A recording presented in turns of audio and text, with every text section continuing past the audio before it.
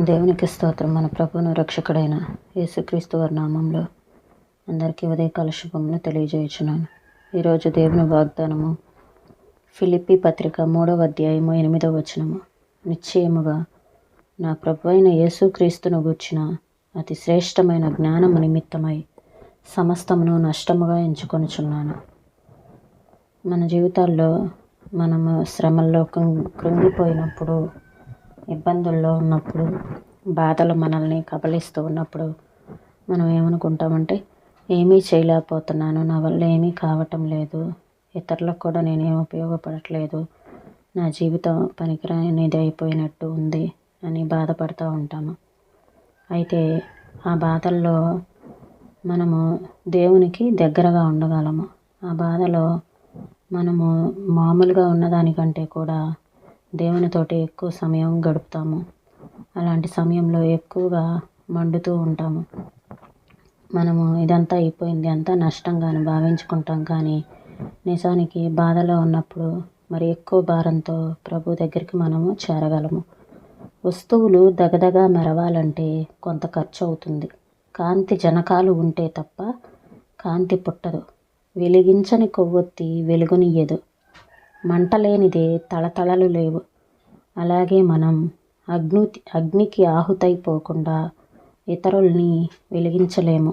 మండటం శ్రమపడటానికి గుర్తు. మరి మనమైతే నొప్పి నుండి దూరంగా తొలగిపోయే ప్రయత్నం చేస్తుంటాము. మనం దృఢంగా ఉండి పనులు చేయటానికి శక్తి కలిగి ఉండి మన మనస్సులోనూ చేతుల నిండా ఇతరులకి ప్రయోజనకరమైన కార్యక్రమాలను చేపట్టి ఉన్నప్పుడు మనం ఎంతో మానవ సేవ చేస్తున్నాము అనుకుంటాము. అయితే మనం ఒక మూలన చేరి శ్రమలను అనుభవించటం తప్ప మరేమీ చెయ్యలేని స్థితిలోనో లేక రోగపీడితులంగానో ఉన్నప్పుడు, బాధ మనల్ని కబలిస్తున్నప్పుడు, మన కార్యక్రమాలను పట్టించుకునే నాదుడు లేక మూలనబడినప్పుడు మనం ఇతరులకేమీ ఉపయోగపడటం లేదు అనుకుంటాము. మన జీవితమే పనికిరానిదైపోయినట్టు బాధపడతాము. అయితే దీర్ఘశాంతం కలిగి దేవుని చిత్తానికి లోబడితే మనం హుషారుగా ఇతరులకి సహాయపడే రోజుల కంటే బాధల్లో కృషిస్తూ ఉన్నప్పుడే మన చుట్టూ ఉన్న ప్రపంచానికి ఎక్కువ ఆశీర్వాదకరంగా ఉండగలం. ఎందుకంటే బాధల్లో ఉన్నవాళ్ళు మండే కొవ్వొత్తి లాంటి వాళ్ళు కాంతుల్ని వెదజల్లుతారు. రేపటి మహిమ తేజస్సు ఈనాటి దారిద్ర్యంలో వేళ్ళు పాతుకుంటుంది. చాలామంది సిలువ లేకుండా మహిమ కావాలంటారు, మండకుండా వెలుగునివ్వాలంటారు. కానీ శ్రమలు పొందిన తర్వాతే కదా కిరీటం దొరికేది. మా ఊళ్ళో పెరిగే మందు చెట్టు కథ విన్నారా? 100 ఏళ్ళు పెరిగి పెరిగి పరిపక్వం అవుతుంది. చిటారు కొమ్మన చిన్నారి మొగ్గ కళ్ళు తెరిచి వైభవంగా విరబూస్తాయి వేవేల పుష్పాలు. మందు చెట్టు త్యాగం కన్నారా? పూలగుత్తి అందమే మందు చెట్టు అంతం. మా ఊళ్ళో పెరిగే మందు చెట్టు కథ విన్నారా? విరబూసిన వేవేల పుష్పాలు రాలుతూ అవుతాయి నేలకి తలంబ్రాలు. రాలిన ప్రతి పువ్వు వ్రేళ్ళు పట్టి ప్రతి పువ్వు అవుతుందో మందు చెట్టు. పూల అంతం అదే మందు చెట్లకు ఆరంభం. అన్నిటికంటే అతి శ్రేష్టమైన కథ విన్నారా? ఒక మహాత్ముడి, పవిత్రుడి పరమగాథ. ఆయన మరణం అనేక ఆత్మల జీవం. ఆకాశంలో జ్యోతుల తలతలలు, మనలో ఆయన ఆత్మజ్యోతి మిలమిలలు. బ్రతుకుని ప్రేమించకండి, ఆయన చెప్పాడు వినండి. ప్రేమ నిండిన బ్రతుకు కోరండి, మన బ్రతుక్కి ప్రాణం ఆయన త్యాగం.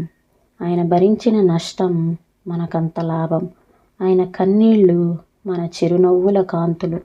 ఆయన ఆవేదన మన బ్రతుకుల్లో శాంతులు. ఈ మాటలను ప్రభు మన వెనుకల్లో దీవించునుగాక. ప్రార్థన చేసుకుందామండి. స్తోత్రం తండ్రి, పరిశుద్ధుడా, ప్రేమ కలిగిన దేవా, నీకు వందనాలు చెల్లిస్తున్నాం ప్రభు. అయ్యా ప్రభు అయిన క్రీస్తు యేసును గూర్చిన అతి శ్రేష్టమైన జ్ఞానం కోసం నేను సమస్తాన్ని నష్టంగా ఎంచుకొంచున్నానని పౌలుగా చెప్తా ఉన్నారు తండ్రి.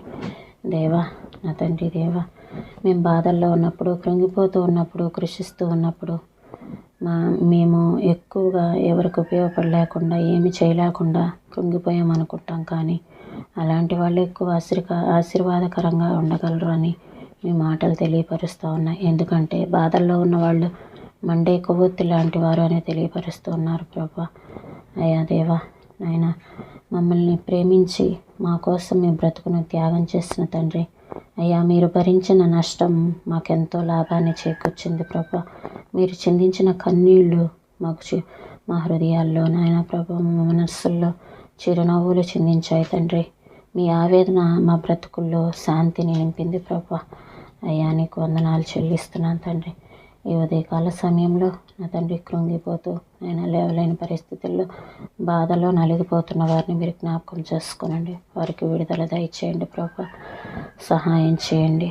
అయ్యా సిలువలోనే మా జీవితాలకు మహిమ అని నా తండ్రి మేము అర్థం చేసుకోవటానికి మాకు సహాయం చేయండి. సిలువ లేకుండా మహిమ కావాలంటే రాదు అని తెలియపరుస్తున్నారు ప్రభా. అయ్యా నీకు వందనాలు చెల్లిస్తున్నాం ప్రభా. ఈ ఉదయకాల సమయంలో ప్రతి ఒక్కరికి మంచి శక్తిని బలాన్ని ఇవ్వండి ప్రభా. నీ కృప చేత నింపి నడిపించండి, సహాయం చేయమని యేసయ్య పరిశుద్ధమైన నామంలో అడిగి వేడుకొంచున్నాం తండ్రి. ఆమేన్.